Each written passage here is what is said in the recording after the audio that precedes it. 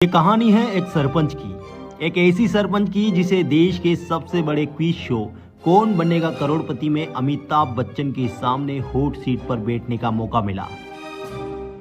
ये कहानी है एक ऐसी सरपंच की जिसे अमेरिका में भारत का प्रतिनिधित्व करने के लिए बुलाया गया। ये कहानी है एक ऐसी महिला की जिसे आज पूरा देश हॉकी वाली सरपंच के नाम से जानता है। ये कहानी है नीरू यादव की। और इसी कहानी को जानने में लगभग 600 किलोमीटर का सफर तय करके हरियाणा की बॉर्डर से सटे झुंझुनू जिले के पहाड़ों में बसे लांबी अहिर गांव जा रहा हूं। मैं जा रहा हूं ताकि ये जान पाऊं कि क्यों एक सरपंच इतनी ज्यादा प्रसिद्ध हुई। जहां लोग नेताओं को गालियां देते हैं, वहीं लोग क्यों एक सरपंच की तारीफ करते नहीं थकते। काकी व्यवहार कैसा लगता है नीरू जी का? बहुत बढ़िया, बढ़िया से बढ़िया, खूब अच्छा से अच्छा। इस सरपंच तो हमेशा हो। चलिए साथ में जानते हैं हॉकी वाली सरपंच की कहानी। मैट्रिक्स नीट डिवीजन की सर्वश्रेष्ठ फैकल्टी टीम, मजबूत मैनेजमेंट और बच्चों की कड़ी मेहनत से 200 से भी ज्यादा बच्चों को मिला गवर्नमेंट मेडिकल कॉलेज में एडमिशन। आज ही मैट्रिक्स से जुड़ें और अपने डॉक्टर बनने के सपने को साकार करें। क्यों आपको हॉकी वाली सरपंच कहा जाता है? क्या आपका चुनाव चिन्ह हॉकी था? देखिए, मेरा चुनाव चिन्ह, बहुत अच्छी बात आपने पूछी, किसी ने भी नहीं पूछी अभी तक जितने इंटरव्यू है, तो आपने पूछी तो मैं बताऊंगी। मेरा चुनाव चिन्ह था बैट बल्ला। चुनाव चिन्ह से कोई संबंध नहीं है हॉकी का, ये नाम तो मुझे बाद में मिला है। ठीक है, और तो उसी पर आऊंगा मैं कि हॉकी वाली सरपंच क्यों कहा जाता है आपको? हॉकी वाली सरपंच, देखो मेरे को इसलिए कहा जाता है क्योंकि जब मैं सरपंच बनी और सरपंच बनने के बाद राजस्थान के अंदर ग्रामीण ओलंपिक खेल जिस समय हुए, उस समय मेरे को ये पता लगा कि मेरी पंचायत में कुछ बच्चियां हैं जो खेल के प्रति जिनका इंटरेस्ट है और जो खेलना चाहती हैं, तो उनको इकट्ठा करके फिर एक हॉकी की मैंने टीम बनाई अपनी पंचायत के अंदर। जब शुरुआत हमने की थी तो उस समय हमारे पास ग्राउंड अवेलेबल नहीं था।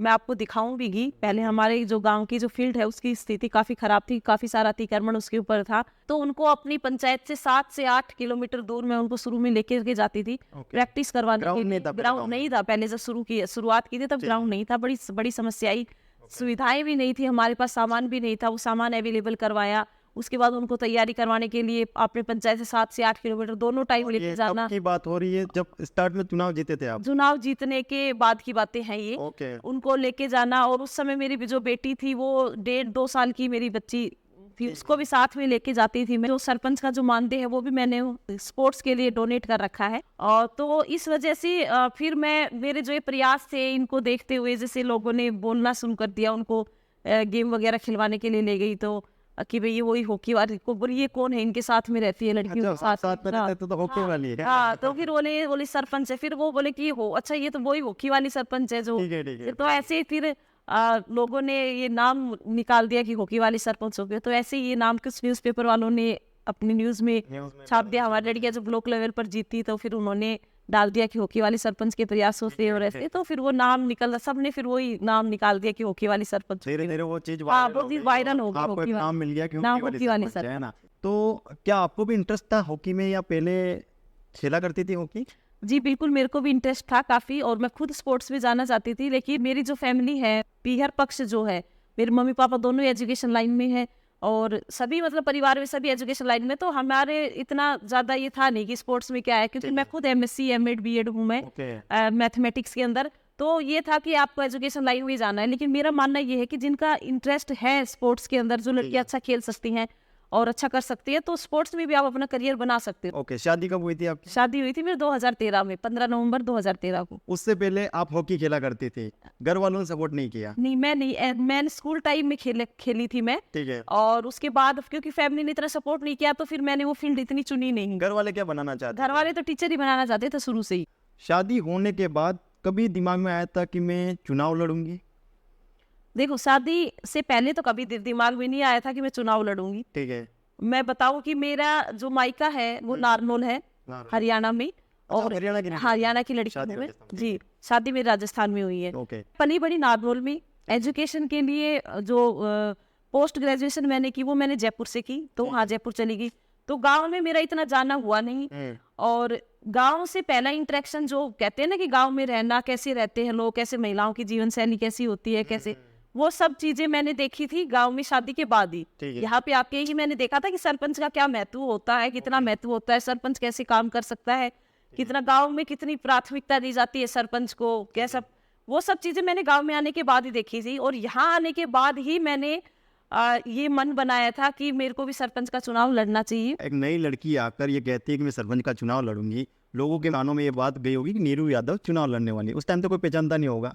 रणनीति क्या थी उस टाइम और कैसे लोगों को इम्प्रेस कर पाई और चुनाव जीत पाई? रणनीति उस टाइम ये थी, देखो सरपंच का चुनाव जो होता है वो सिर्फ आप ये नहीं कह सकते कि सिर्फ आपने सोचा और आपने चुनाव लड़ लिया और आप जीत गए। परिवार का पूरा सपोर्ट होना उसमें बहुत ज्यादा जरूरी होता है। हमारा जो परिवार है वो पहले से ही काफी सोशल रहे हैं, सबकी मुसीबत के टाइम में लोगों के साथ हमेशा खड़े रहे हैं, तो वो वाली चीज भी एक काम देती है। और मैं तो ये कहती हूँ कि मैंने अगर चुनाव जीता है तो मेरे परिवार के प्रत्येक सदस्य का उसके अंदर योगदान है। ओके। सभी ने मेरे लिए वोट मांगे और साथ ही साथ गांव के लोगों ने भी मेरा काफी साथ दिया है। विशेष तौर पर इस चैनल, आपके चैनल के माध्यम से मैं कहती हूँ, सहड और कानसिंहपुरा, ये 2 गांव ऐसे हैं जिन्होंने मुझे भरपूर प्रेम दिया और भरपूर वोट दिए हैं। अगर ये लोग वोट नहीं देते तो शायद मैं सरपंच नहीं बनती। परिवार ने सपोर्ट किया, गांव वालों ने भी सपोर्ट किया और फिर बन गई आप सरपंच। मैं बनी सरपंच। उसके बाद एक चीज होती है जिसकी वजह से नीरू यादव का पूरे भारत में नाम हो जाता है, कौन बनेगा करोड़पति, वो मोमेंट आता है। अक्सर तो होता है कि जो आम आदमी होता है वो एक टेस्ट देता है जिसके बाद उसका सिलेक्शन होता है कौन बनेगा करोड़पति में, लेकिन आपको एज ए गेस्ट बुलाया गया है ना, आपने कोई टेस्ट नहीं दिया था। वो चीज़, वो किस्सा अगर आप बता पाए कि वो सारी चीज़ें कैसे हुई और कैसे चल रही थी और आप क्या महसूस कर रही थी उस टाइम पर? देखिए, मैंने जब मेरे पास कॉल आया था ना केबीसी का, हाँ। मैं सरपंच बनी थी तब मैंने इतना सोचा भी नहीं था कि मेरे को केबीसी में जाना है। बस मैंने सरपंच इसलिए बनी थी, ये सोच के बनी थी कि गांव में विकास अच्छा करवाना है। ठीक है। ये तो मैं अपने आप को बड़ा लकी भी मानती हूँ इस चीज के लिए कि मेरा सिलेक्शन हुआ और मेरे को केबीसी में बुलाया, अमिताभ बच्चन हॉट सीट पे। वरना तो पहले देखते थे, मतलब टीवी के ऊपर, मुझे याद आता है शायद मैं 7th या 8th क्लास में या 6th क्लास में पढ़ती थी जब स्टार्टिंग में केबीसी आया था और अमिताभ बच्चन होस्ट करते थे। तो वो एक छोटी स्क्रीन के ऊपर, पहले ये बड़े बड़े टीवी नहीं होते थे, छोटी एक स्क्रीन, तो उस पे हम रात को 9 बजे इंतजार करते थे देखने के लिए कि, और हर एक एपिसोड हम लोग देखते थे, छोड़ते ही नहीं थे। जब मेरे पास पहली बार कॉल आया था तब भी मेरे को यकीन नहीं हुआ था ऐसा, क्योंकि मैंने उस चीज को दिमाग में रख के तो ऐसा कुछ किया नहीं था कि भाई हम लोग ये सब चीजें ऐसे करेंगे, या फिर केबीसी में भी ऐसे सरपंच के किसी को बुलाया जाता है क्या केबीसी के अंदर? तो फ्रॉड तो नहीं लगा था फर्स्ट कॉल की? फ्रॉड तो नहीं है? हाँ, ये मेरे को तो फ्रॉड ही लगी थी। मेरे पास जब पहली बार कॉल आया था मैंने सीरियसली नहीं लिया। मुझे लगा कभी, क्योंकि हम काफी सुनते, साइबर क्राइम्स वगैरह काफी बढ़ रहे हैं आजकल, मेरे को तो ऐसा ही लगा था। तो फिर लेकिन उनका फिर दोबारा से कॉल आया, एक बार टीम ने बात की, गाँव के लोगों से बात की, फिर केबीसी की टीम गाँव में आई, शूट करके ले गई, वो सब चीजें हुई। तब फिर मेरे को ये यकीन हुआ कि हाँ, वास्तव में जो है मैं वहां पे जा रही हूँ। केबीसी का कॉल आया, गांव में लोग आए, टीम आई, शूट किया, तब आपको कंफर्म हो गया कि अब मैं केबीसी में जाने वाली हूँ। फिर वहाँ बॉम्बे बुलाया गया आपको, है ना? और फर्स्ट मोमेंट जब अपना अमिताभ बच्चन को देखा और आपको बुलाया गया, नीरू यादव एंट्री करती है और सीट पर बैठती है, वो क्या मोमेंट था? इमोशनल था या प्राउड फील हो रहा था? क्या फील हो रहा था उस टाइम? देखो, थोड़ा सा इमोशनल भी था और प्राउड तो बहुत फील हो रहा था। मेरे से ज्यादा तो मेरे पंचायत के लोगों को हो रहा था, गांव के लोगों को। गांव में क्या माहौल बन रहा था उस time? बहुत ज्यादा, बहुत, सभी बहुत खुश थे। सारे व्यक्ति देख रहा था। बिल्कुल सभी देख रहे थे, सबको बहुत खुशी हो रही थी, क्योंकि उस हॉट सीट के ऊपर मैं ये नहीं कह चलो मैं वहाँ फिजिकली तौर पर मैं बैठी थी, लेकिन वहां पर मेरी पूरी पंचायत बैठी थी। ठीक है। हाँ हाँ। उसका पूरा प्रतिनिधित्व जो कर रही है वो उस हॉट सीट, तो मेरा मानना है कि मेरे तो पंचायत के सभी लोग उस हॉट सीट के ऊपर बैठे थे गांव के। तो काफी प्राउड भी फील हो रहा था और काफी नर्वसनेस भी लग रही थी, क्योंकि इतने बड़े सदी के महानायक के सामने जब अमिताभ बच्चन जी को पहली बार मैंने जब देखा था, वो ऐसे एकदम से सामने आए, तो मैं तो उनको देखती थी, क्योंकि जिनको सिर्फ स्क्रीन के ऊपर देखा और उनके सामने उनके सवालों के जवाब देना, और ऐसे क्योंकि एक वो ऐसा व्यक्तित्व एक ऐसा है ना, तो उनके सामने तो थोड़ी सी नर्वस भी थी मैं थी, और काफी प्राउड भी फील हो रहा था कि अपने पूरी पंचायत का प्रतिनिधित्व उस हॉट सीट के ऊपर बैठ के मैं कर रही हूँ, तो काफी अच्छा लगा मुझे। अच्छा, टीम से पूछा उनकी टीम को कि मुझे क्यों बुलाया गया, क्या कारण है? हाँ, मैंने पूछा था उनसे कि उन्होंने बोला कि हमारी जो थीम है इस बार, जो केबीसी की जो थीम थी, वो बदलते भारत की जो थीम थी, तो बोले हम एक ऐसी महिला को ढूंढ रहे थे कि जो ग्रास रूट के ऊपर अच्छा कुछ बदलाव के काम कर रही हैं।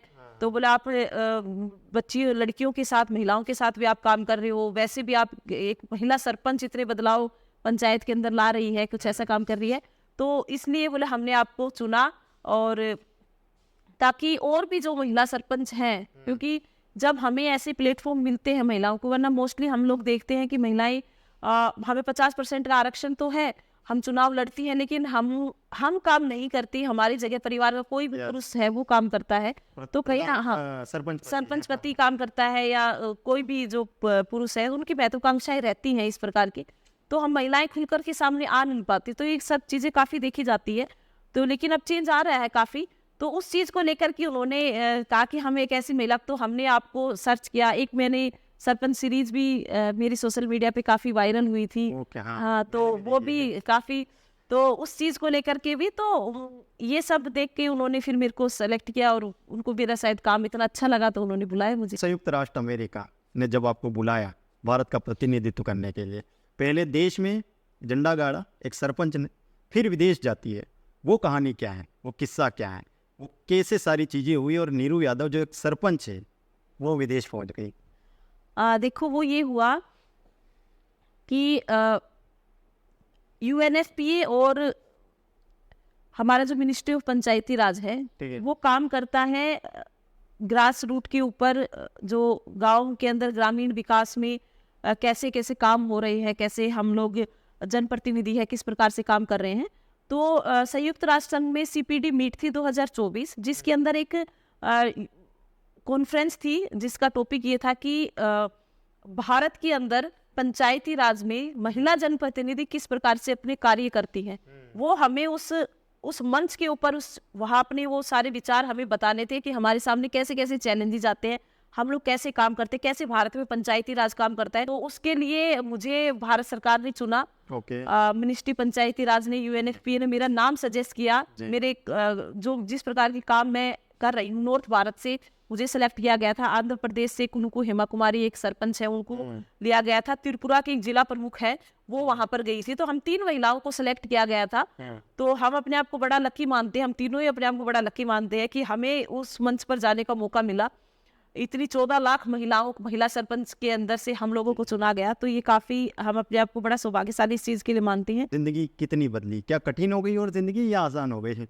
देखो कठिनाइयां तो सब जगह आती हैं जी। मैं तो ये कहूंगी कि व्यस्त में ज्यादा हो गई। पहले समय दे पाती है? नहीं, परिवार को समय नहीं दे पाती, खुद को भी समय नहीं दे पाती, व्यस्त ज्यादा हो गई। मेरे अंदर ये आया है। ये क्या है मैडम? ये हमारा NGO है, आदित्रि फाउंडेशन जी, जो एजुकेशन के क्षेत्र में काम करता है और एनवायरनमेंट के क्षेत्र में काम करता है। इस फाउंडेशन से ही हमने अपने पंचायत में एक बर्तन बैंक है वो खोला है, प्लास्टिक वेस्ट जनरेट ना हो उसको लेकर के। आप देख रही है मुझे KBC में मिली थी, एशियन पेंट्स वालों ने मेरी ये बना के ये मुझे मिली थी। आप एपिसोड में देखोगे तो उसमें भी ये है। एक ये नारी गौरव सम्मान है, ये राज्यपाल के द्वारा मिला था मुझे। ये अवार्ड है, ये global excellence award Shilpa Shetty ने दिया था, ये वाला जी 2024 मेरे को मिला। आदित्रि फाउंडेशन की तरफ से एक बर्तन बैंक हमने बनाया है। तो लोग जो अपने गांव के अंदर आप देखते हो कि डिस्पोजल प्लेट ग्लास वगैरह बहुत ज्यादा यूज करते हैं हम लोग, तो उनको प्लास्टिक वेस्ट इतना ज्यादा जनरेट होता है पूरे भारत के अंदर ही। तो हमने प्रयास अपनी पंचायत में एक छोटे स्तर पे किया कि कम से कम पंचायत के अंदर तो हम प्लास्टिक वेस्ट को जनरेट होने से बचाएं।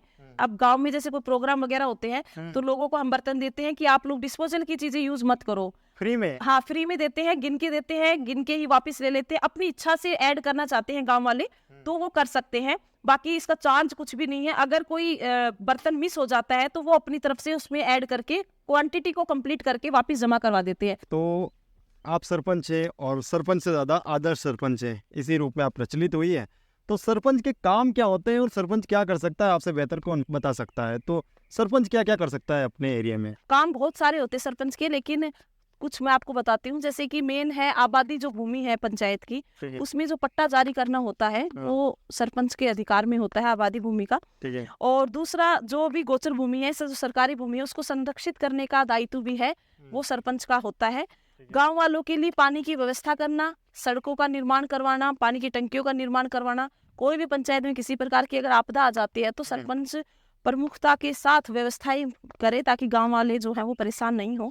जैसे कि विद्यालय हो गए और आंगनवाड़ी केंद्र है, उनका समय समय पर निरीक्षण करते रहना। स्कूल के अंदर जो मिड डे मील जो बच्चों को दिया जाता है वो ठीक तरीके से दिया जा रहा है नहीं दिया जा रहा, उसकी निगरानी रखना। और आंगनबाड़ी केंद्र सही से काम कर रहे हैं, आशा वर्कर सही ठीक से काम कर रही हैं नहीं कर रही हैं, तो उन सब चीज़ों की व्यवस्थाओं का ध्यान रखना वो भी सब सरपंच की जिम्मेदारी होती है। तो ये सब बहुत सारे कार्य हैं जो सरपंच करता है। ग्राम सभाएं ठीक से हो रही हैं नहीं। बहुत सारे गांव में तो सरपंच नाले तक साफ नहीं करवाते और बहाने बना लेते हैं कि बजट नहीं आ रहा है या बहुत सारी चीजें, तो ऐसा होता है क्या? नहीं, बहाने देखो बहाने नहीं बनाते हैं, बहुत मुश्किल होता है। आप सरपंच जो खुद बनता है ना उसी को पता चलता है कि सरपंच बनने के बाद कैसे कैसे काम। हमारे सामने वास्तव में बजट का इशू आता है। ऐसे नहीं है कि भाई सरपंच है वो सब काम ही नहीं करते, काम करते हैं। और ये सत्य बात है कि बजट का बहुत इशू आता है, क्योंकि मुद्दा ये है कि गाँव के अंदर मोस्टली क्या है कि साफ सफाई का शहरों में आपको लोग मिल जाते हैं, आपने कचरा पात्र रखे हैं और वो कचरा अगर भर गया है तो बहुत से गाँव के अंदर आपको ऐसे लोग मिल जाएंगे जो कचरे को अलग कर देंगे, उनको उसको खाली करके लेके के चले जाएंगे। लेकिन बहुत से गांव ऐसे हैं जहां पर नहीं मिलते लोग, वो लेबर मिलती नहीं है जो ये काम कर दे। तो ये समस्या गांव के अंदर आती है। ठीक है। तो ऐसा नहीं है कि, और बजट का इशू बिल्कुल आता है हमारे सामने, क्योंकि इतना बजट हमें मिलता नहीं है ना कि हम जो है बहुत ज्यादा काम करवा पाए। हमारा दायरा सिमट जाता है ना। हाँ। इस वक्त हम उस ग्राउंड में हैं जो आपने बनवाया था, है ना? जी, अभी मैं आपको ये कब बनवाया था आपने? दिखाती हूँ। जब मैं सरपंच बनी थी तो आप ये इधर देख रहे हो, ये यहाँ सब अतिक्रमण था पूरा कंप्लीट। ये जो पेड़ आपको दिखाई दे रहा है यहाँ तक अतिक्रमण था। ओके। पूरा मतलब बीच बीच का अगर आप देखोगे वो जो पेड़ वहाँ दिखाई दे रहे हैं वो सब अतिक्रमण था वहाँ तक। ठीक है। कंप्लीट। ओके। ये पूरा मैंने साफ करवाया है। ओके। पूरा साफ करवा के ये पोल लगवाए हैं। इसमें भी थोड़ी सी दिक्कत आ गई थी। अभी ये जालियां वगैरह हटी हुई हैं। हाँ, यहाँ पे ट्रैक बनेगा अभी हमारा। इसके चारों तरफ हमने जो है रास्ता, ग्राउंड के चारों तरफ हमने छुड़वा दिया रास्ता। तो इसमें भी काफी सारी समस्या आई थी। उसकी वजह से हमारा ये जो ये काम है ये बीच में ही रह गया। अब हमारी इच्छा है कि यहाँ पे हम स्टेडियम बनाए। इसके लिए मैं प्रयास कर रही हूँ अभी। ठीक है। क्योंकि इसमें भी काफी सारे चैलेंजेस आए थे। वही आप कह रहे हो ना, बजट का इशू है। तो ये तो हमने फिर भी लोगों को थोड़ा मोटिवेट करके कैसे भी ये सब हमने थोड़ा सा तैयार इतना किया कि बच्चे एटलीस्ट खेल तो पाए यहाँ पर। आपकी जो सरपंच है नीरू यादव जी पूरी दुनिया में फेमस है ना? कैसा लगता है जब ये सुनते हैं कि हमारे गांव की सरपंच इतनी ज्यादा वायरल है? हमारे गांव की सरपंच, हमें गर्व है कि इतने विश्व में होकर यहाँ आई। उसमें लिए बहुत बढ़िया काम किया उन्होंने। और हमारा गर्व है कि हमारा तो जो लंबी हीर का गांव है इसमें तो गर्व की बात होनी चाहिए कि हमारी नीरू सरपंच जो महिला होकर जो पहली प्रतिनिधित्व थी कि जो महिला होती थी पहले, वो उनके काम काज करने का तरीका और कोई था। जो उनके पति थे वे काम करते थे और जो पहले थे वो उनके जिसे जीजा हो उसका तो कोई दूसरा ही काम करते थे। लेकिन अब ये खुद काम करती है। ये खुद काम करती है। वो आती रहती है यहाँ पर? हाँ, खूब आती रहती है, मिलजुल के काम करते हैं, हमारे सहयोग करती है। कुछ भी जैसे कुछ भी सहयोग करना पड़ता है वो सहयोग करती है। व्यवहार कैसा है? व्यवहार बहुत अच्छा है। काकी व्यवहार कैसा लगता है नीरू जी का? बहुत बढ़िया। बढ़िया है? बहुत बढ़िया, हमारे लिए बहुत बढ़िया है। आती रहती है? हाँ। अच्छा। आप कुछ खाने पीने को भी लाती कभी कभी? हाँ, लाती है, दूध पियाती है हमको। हाँ। आज तक कोई सरपंच लेवल के अंदर आज तक ऐसा काम नहीं हुआ और न होगा और इनके सिवा आने वाले टाइम में सरपंच यही बढ़ेंगे। करनी है वैसा काम आगे नहीं होगा। ऐसा नहीं होगा? नहीं होगा। अच्छा। ये इनकी चॉइस है। विधायक के रूप में देखना चाह रहे हैं? विधायक के रूप में देखना चाह रहे हैं? हाँ, बिल्कुल विधायक के रूप में हमारी देखने की बात होगी कि विधायक बनेंगे। हमारे लिए तो यहाँ विधायक ही है। विधायक के रूप में ही काम कर रहे हैं। ये सरपंच लेवल में काम नहीं कर रहे हैं, ये विधायक रूप में ही काम कर रहे हैं। यहाँ क्या समस्या बता रही है? मैं हर बार मेरो नाम आ जाना तो मैं मेरा स्वाजरी कर ले। मनरेगा के अंदर क्या बोल रहे हैं? ये बोल रहे हैं कि मेरा नाम आ जाए ना मनरेगा के अंदर, हमेशा हर मस्टोल में नाम आए, मेरी 100 हाजिरी कंप्लीट हो जाए, इसके लिए बोल रहे हैं। अच्छा, हर बार आना चाहिए? हाँ, हर बार हर मस्टोल में आना चाहिए। हमसे सिफारिश? हाँ, सिफारिश। बढ़िया है नीरू जी का व्यवहार? हाँ, व्यवहार कैसा है? बढ़िया से बढ़िया, खूब अच्छा से अच्छा। अच्छा से अच्छा? अच्छा से अच्छा, पद का से पद को कम फैन इस सरपंच तो हमेशा मेरी समस्या बता सरपंच कदमारे सरपंच आई कन्या नहीं, अभी आपको क्या प्रॉब्लम है? अब क्या समस्या है? नहीं, हमें समस्या कुछ नहीं, बस नीरो अगली बदन बनवाओ। 5 साल कट के हमारी 5 साल बनाओ, पुटा आएगा। पेंशन बंद है? हाँ। दोबारा की उम्र कम दिखा रही है पेंसिल में। पेंशन की उम्र कम? हाँ। बताइए क्या हो रहा है इनके साथ? कैसे जाऊंगा खान के दे? वो इनके डॉक्यूमेंट्स के अंदर थोड़े कुछ करेक्शन है, तो इस वजह से आजकल लोग जो खाना कहाँ से लाएंगे, तो फोटो मनरेगा में काम कर रहा हूँ ना। ये बेटा मेरे का पार पड़ा। ये पानी के टाके देख रहे हो आप, हाँ ये हमने आदित्य फाउंडेशन की तरफ से बनवाए हैं। ठीक है। जाके यहाँ पे जो भी जैसे बकरियां हैं, कोई खरगोश है, पक्षी है, कोई हाँ। भी पानी पी सके गायों के लिए, उनके लिए ये तो पूरी ये जगह में हाँ पानी पानी भरते हैं आप? भरते हैं। इसको- आदित्य फाउंडेशन की तरफ से भरा जाता है इनके अंदर पानी, ओके, डेली टैंकर आते हैं, ठीक है। वो भरते हैं। और वैसे बारिश जब होगी तो बारिश का पानी भी आ जाएगा इसके अंदर। ताकि ये पशु जो है छोटे पशु जो- हाँ, बकरियां, भेड़, क्योंकि राजस्थान में बड़ी समस्या है ओके। पानी की, हाँ। तो और फिर ये जमीन तो इतनी ज्यादा है, लगभग 350 बीघा जमीन है यहाँ पर। क्या नाम है आपका? समय से कमर सिंह जी, ये बताइए कि लांबिया एरिया के रहने वाले आप है ना? यहाँ की जो सरपंच है नीरू यादव जी, उनका व्यवहार कैसा है गांव के लोगों के प्रति? अच्छा है, बढ़िया है। बढ़िया है। किसानों को क्या फायदा मिला उनके आने के बाद? यहाँ खाद मिला, बीज मिला। हाँ। अभी तो बारिश से पहले बीज हटवा दिया, ने आज तक कभी बटाई नहीं। बारिश से पहले बीज बटवा दिया। अच्छा नहीं, आज तक कभी बीज टाइम पे मिला ही नहीं किसानों को। अच्छा, इसके अलावा और क्या क्या ऐसे काम हुए जिनसे आपको बहुत ही ज़्यादा खुशी होती है कि हाँ यार ये काम हमारी पंचायत में अच्छा हुआ है? बच्चों की खेलने की सुविधाएं जो अब हैं हाँ। वो कभी नहीं थी, पहले नहीं थी। थी ही नहीं। ग्राउंड के नाम पे गंदगी थी, गंदगी हुआ करती। आज जखड़ हाँ। बहुत गंदगी थी, कूड़ा करकट डालते थे लोग। अब सफाई करवा दी, झाड़ी बाड़ करवा दी, ग्राउंड बना दिया बच्चों के लिए, और सड़क है, पानी है। हमारे गांव में आज अभी फिलहाल वर्तमान में किसी चीज़ की कमी नहीं है। नालियाँ वगैरह साफ है? हो गई, साफ होती रहती है? बिल्कुल साफ।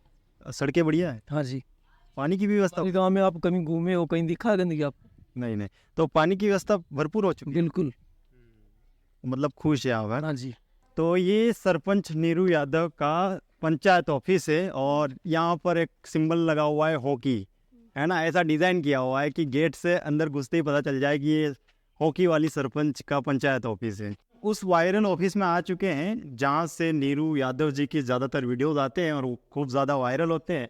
तो ये ऑफिस कब बना था, पहले से या आपके सरपंच बनने के बाद? नहीं, मेरे सरपंच बनने के बाद बनवाया ये ऑफिस, पहले नहीं था ऐसा। मैं आपको दिखाऊं, मतलब सही ये स्थिति नहीं थी इस प्रकार की।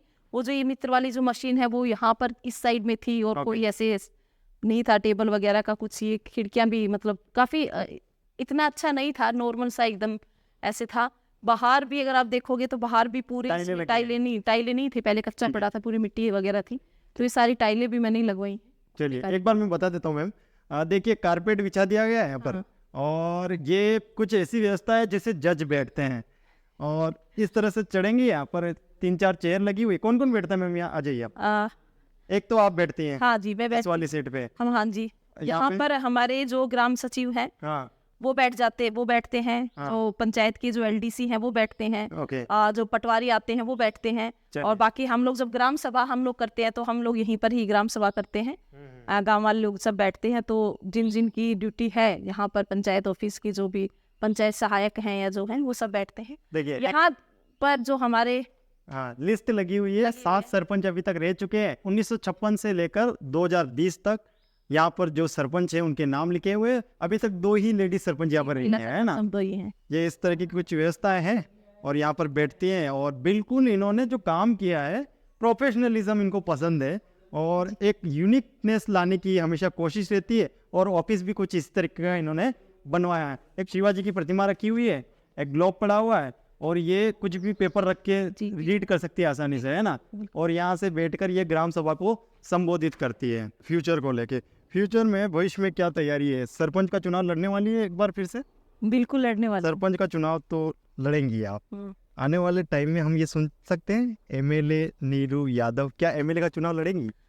वो तो समय बताएगा मुझे, जो इतना मैंने अभी सोचा नहीं है। तो लड़ सकते हैं। इतना मैंने सोचा नहीं है। हाँ। वो तो मोदी जी भी चाहते हैं, नारी शक्ति वंदन अधिनियम जो लेके आए हैं, उसको तो वो भी चाहते हैं कि महिलाएं वो राजनीति के अंदर आए। लेकिन मैं ये नहीं कहती कि MLA का लड़ूंगी या MP का लड़ूंगी। अभी तो मेरा यही है कि मैं एक बार और गांव की सेवा करना चाहूंगी। सरपंच का चुनाव लड़ करके जो मेरे गांव में अभी जो चीजों की कमी है वो मैं और पूरी कर दूं। उसके बाद देखते हैं। बाकी महिलाओं के साथ जुड़ करके हमेशा काम करना चाहूंगी, ये ज्यादा। तो आप तो सोचती नहीं है वो काम तो हो ही जाते हैं आपके, जैसे कि अमेरिका जाना, KBC में जाना। तो हो सकता है कि आप नहीं सोच रही है कि MLA, लेकिन हम हो सकता है कि अगली बार जब मैं आऊँ तो MLA नीरू यादव का इंटरव्यू करूँ। देखते हैं। पॉसिबिलिटी है ना। बहुत बहुत धन्यवाद मैम। जी नमस्कार। Okay, thank you.